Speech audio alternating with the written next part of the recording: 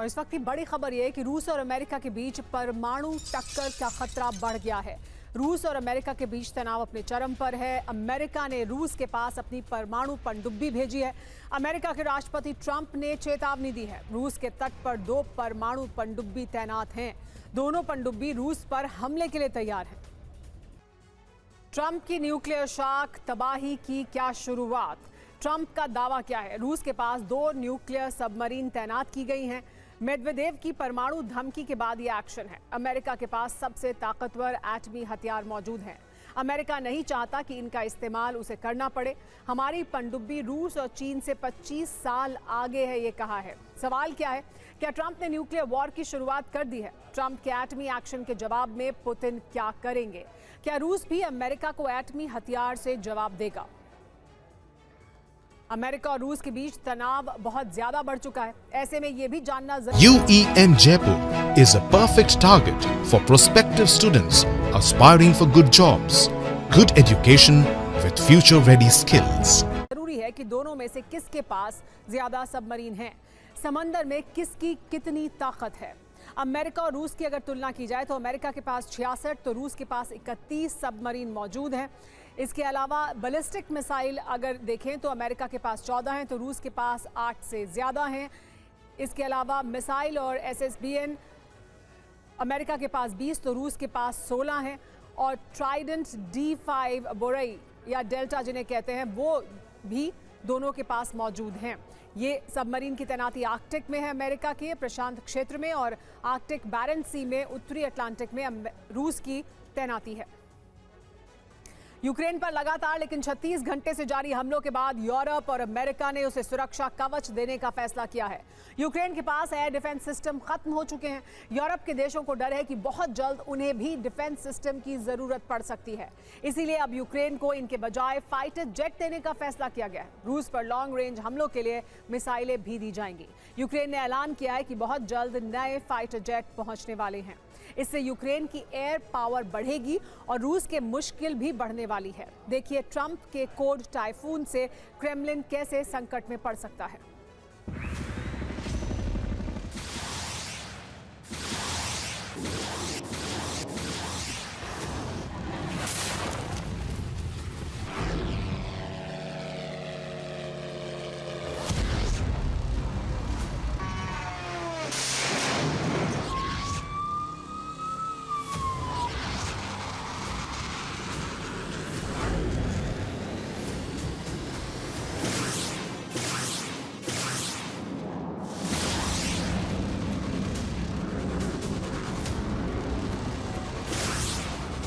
बीते 36 घंटे से पूरे यूक्रेन में बारूदी लपटें उठ रही हैं।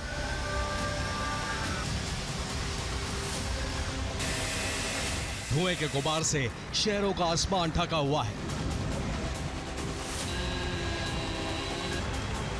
इसकी वजह है रूस के अंधाधुंध ड्रोन और मिसाइल हमले।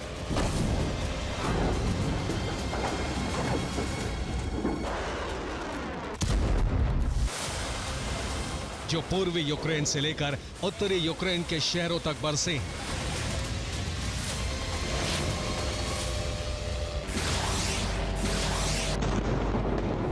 रूस ने 28 और 29 सितंबर को कीव पर ड्रोन और मिसाइल हमले किए। कीव के कई अपार्टमेंट और यूरोप के दूतावासों को नुकसान पहुंचा। ज़ेपोरिज़िया में भीषण हमले करके 41 अपार्टमेंट तबाह कर दिए। यूक्रेन के सूमी शहर पर भी जबरदस्त हमले किए गए। यूक्रेन पर 2 दिन में करीब 1200 ड्रोन हमले किए गए हैं।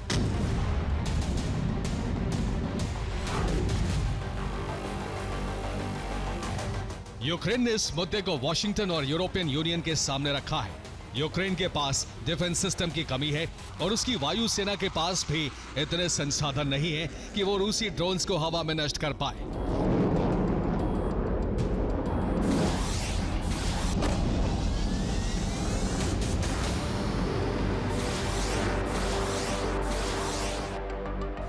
रूसी ड्रोन और मिसाइल गिराने के लिए यूक्रेन अमेरिका पर निर्भर है। अमेरिका का पैट्रियट डिफेंस सिस्टम यूक्रेन का मुख्य रक्षात्मक हथियार है, लेकिन पैट्रियट मिसाइलों का खर्च यूक्रेन के खजाने पर बोझ है।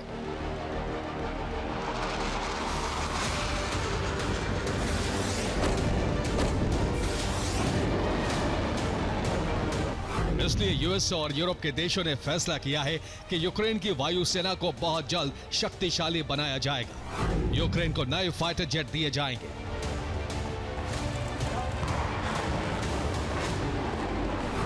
यूक्रेन के उप रक्षा मंत्री लेफ्टिनेंट जनरल इवान हार्विल्यूक ने कहा है कि रूस लगातार हमले बढ़ा रहा है। इन्हें रोकने के लिए जल्द ही नए फाइटर जेट यूक्रेनी वायुसेना को मिलने वाले हैं।